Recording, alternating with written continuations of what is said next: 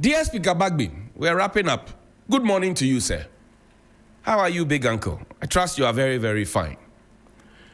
You are number 3, and we appreciate and respect you for that.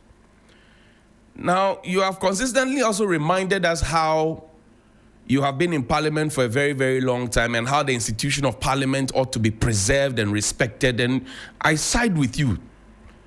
In fact, I love the fact that when you came, you took off these gowns and you decided that you were going to wear African stuff and wear your dapila and wear your stuff, and I appreciate that. As a small Northern chief, I appreciate that.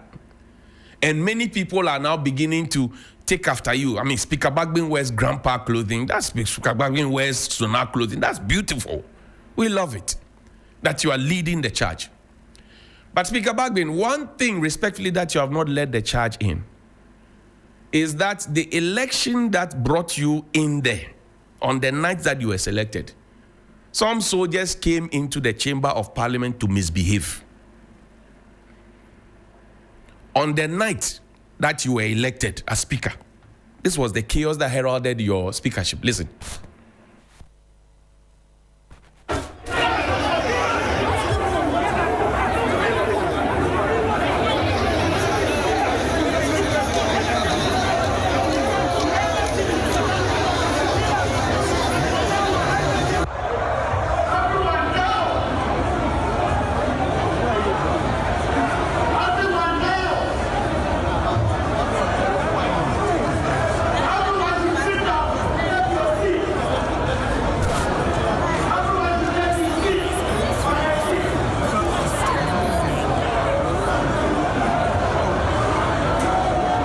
Speaker Bagbin, today is Throwback Thursday. Keep the image on. Keep the images on. This was the kind of chaos that heralded your speakership.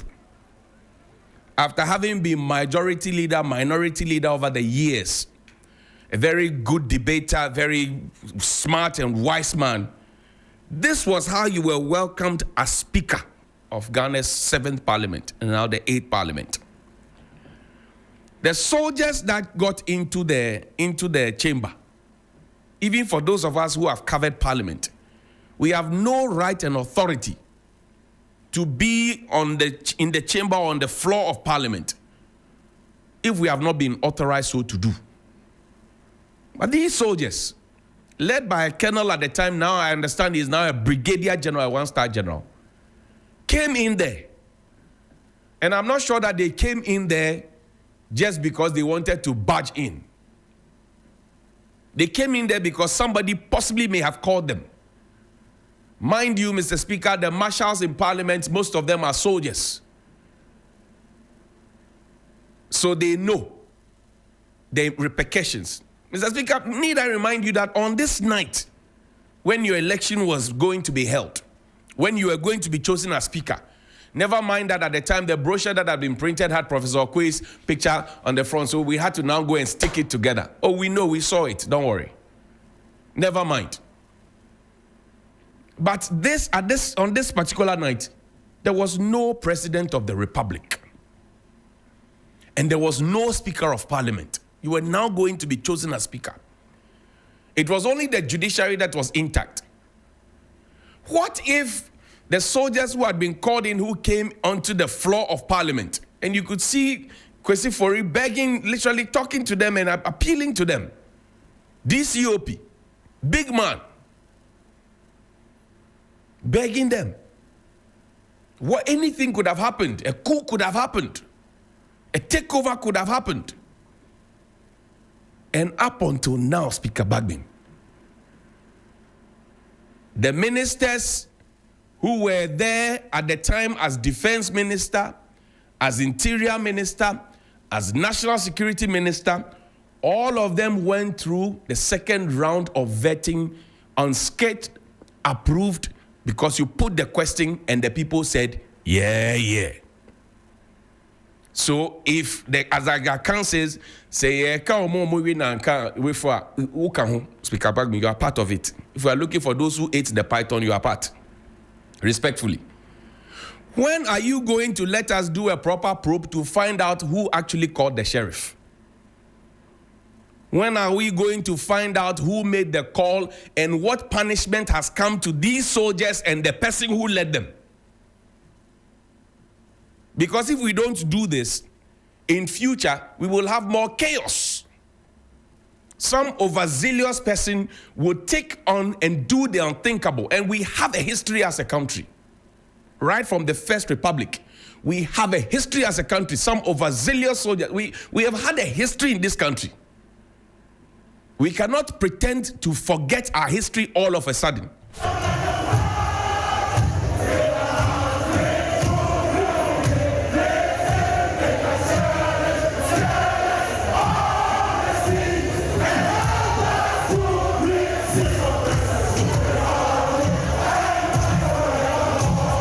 You could see the majority at the time sitting cool. The minority were agitated. And you are of the minority stock, Mr. Speaker.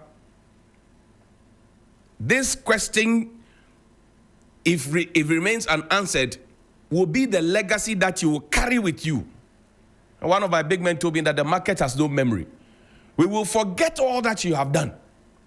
All the debates, all the good things that you have done as minister and what have three wise men, we will forget all those ones. And we will put this one around your neck to take home as your garland. And it will be your garland of shame if we do not get to the bottom of this. We have to find the people. Show me the other, Mr. Speaker, still under your watch. Show me the other video.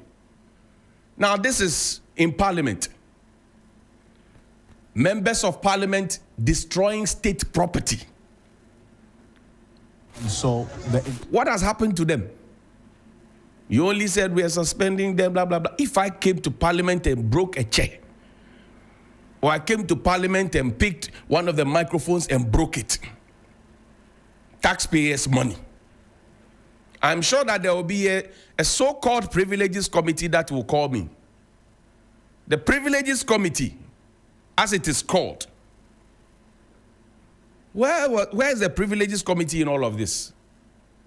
Where members of Parliament who demand that they be called honorable were fooling on national TV. When they knew that the cameras were there, visitors were there, chiefs were there, elders, people were older than they were there. They were fooling, playing the fool on TV. What example were they showing? And we saw the destruction of property. Never mind that when they finished the meetings, the place is left so dirty. Never mind. This is after they finished the meetings. Look at the debt. Honorable members, look at the debt on the table. Empty cups, empty saucer, papers, bazaar. Bazaar. Even my son of Brimpon School, they won't do this. Jajoda won't do this. Look at destruction of state property. Bazaar. Bazaar, bazaar, bazaar, bazaar, bazaar. And they destroyed state property. Have they been surcharged? Have they been held before the privileges committee? Mr. Speaker, this is another legacy that we will hang on your neck if you don't solve the problem and you don't punish people and you don't play the strict fatherly role and disciplinarian that we know you to be. It is at your doorstep now. Show me Sputnik V at the height of COVID. We had Sputnik V trouble when we were dying. We were all dying.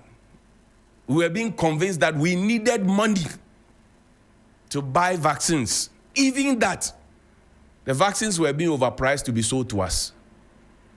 The Minister for Health at the time, the MP for Delmar Central, former MP for Delmar Central, he told us that he was not thinking straight. He sidestepped the Public Financial Management Act. He told us that he was not thinking straight. But he remained at post because his friend is Akufo-Addo. Akufo-Addo kept him at post, even though he told us that he was not thinking straight. And we know that the basic requirement to become a member of Parliament or to lead is to be of sound mind. It's in the Constitution. I didn't write it. You were perhaps part of the framers of the Constitution, Mr. Speaker. He told us that he was not thinking straight. In fact, in the first instance, he lied under oath that they had not advanced any payment. We spoke to Marcus Tobiasen of the VG newspaper in Venezuela. Our ministries decided not to speak to us. We, as part of the people who spoke to Marcus Tobiasen of the VG newspaper. And then we found out that monies had been paid. When we put it out there, then he went the next day to tell the committee that he was not thinking straight, but he had lied under oath. That's perjury. If I came to Parliament and lied under oath, what would happen to me? Privileges committee. I'll be dealt with. Contempt of Parliament. So the ordinary person is due for punishment. But the so-called honorable members, under your watch, Mr. Speaker, who work under you, are okay to go. These are just three. Throwback. This one too, if you don't solve the problem, we will hang it on your neck, Mr. Speaker. So there are 3 chains that we have put on your neck, and I don't believe you are Jay-Z to be having all those chains on your... No. You're a very decent man. You don't be wearing Jay-Z chains, Mr. Speaker. Take the chains off, Mr. Speaker, and wear your nice African prints. That's how we want you. Here ends my sermon. Please call me 055